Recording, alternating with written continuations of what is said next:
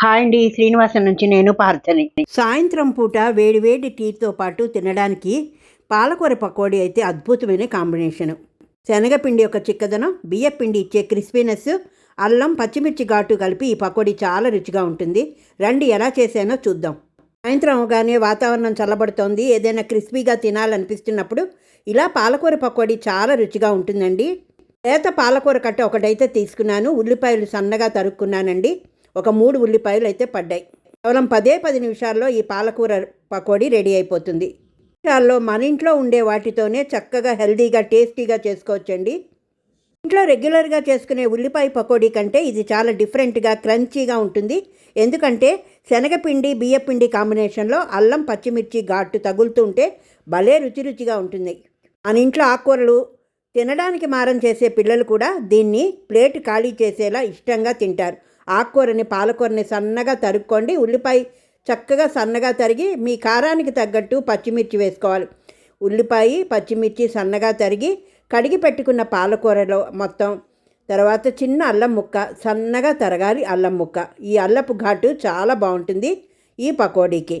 ఉల్లిపాయ పచ్చిమిర్చి అల్లపు ముక్కలు వేసుకొని ఉప్పు తగినంత, జీలకర్ర కొంచెం అరుగుదలకి, శనగపిండి కదండి, అలాగే వాము కూడా యాడ్ చేసుకోవాలి.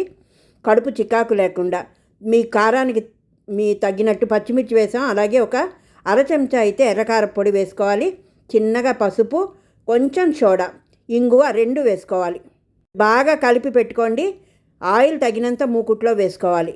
శనగపిండితో పాటు బియ్యపిండి కొంచెం వేసుకున్నాను. కారణం ఏంటంటే పకోడీ అసలు నూనె పీల్చకుండా ఎక్కువసేపు కరకరలాడుతూ ఉంటుందండి. ఇది ఒక టిప్పుగా అనుకోవచ్చు. ఉల్లిపాయ ముక్కలు విడదీసేసి ఉల్లిపాయ పచ్చిమిర్చి కారం ఉప్పు వాము జీలకర్ర చిన్న సోడా పీసులు బాగా పట్టి మళ్ళీ పాలకూర కలిపి మొత్తం ఇదంతా కూడా బాగా కలుపుకోవాలి. ఇది కలిపినప్పుడే సగం నీరుతో వచ్చేస్తుందండి. ఇంకా పైన నీరు పోసేంత అవసరం ఏమీ ఉండదు. ఎందుకంటే కడిగి పెట్టుకున్న చక్కగా పాలకూర వల్ల మీకు తడి అంతా వచ్చేస్తుంది. ఉల్లిపాయలోని తడి కూడా బయటకు వస్తుంది. ఇప్పుడు తగినంత శనగపిండి, అంటే నేను 1.5 గ్లాసున్నర పోసుకున్నాను. అలాగే కొంచెం వరిపిండి వేసుకున్నాను.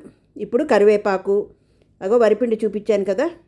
పకోడీల పిండి కలిపేటప్పుడు కొంచెం వంట సోడా వేస్తాం. ఎందుకంటే ఈ వంట సోడా వేయడం వల్ల పకోడీ లోపల సాఫ్ట్గా పైన క్రిస్పీగా వస్తాయి, ఎక్కువసేపు కరకరలాడుతూ ఉంటాయి. కడుపు చికాకు లేకుండా జీలకర్ర వాము మనం యూస్ చేసాం.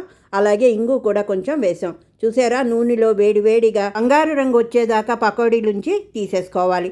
పిల్లలకి సాస్తో కానీ కొత్తిమీర పచ్చడి కానీ ఇచ్చి సర్వ్ చేసుకోవచ్చు.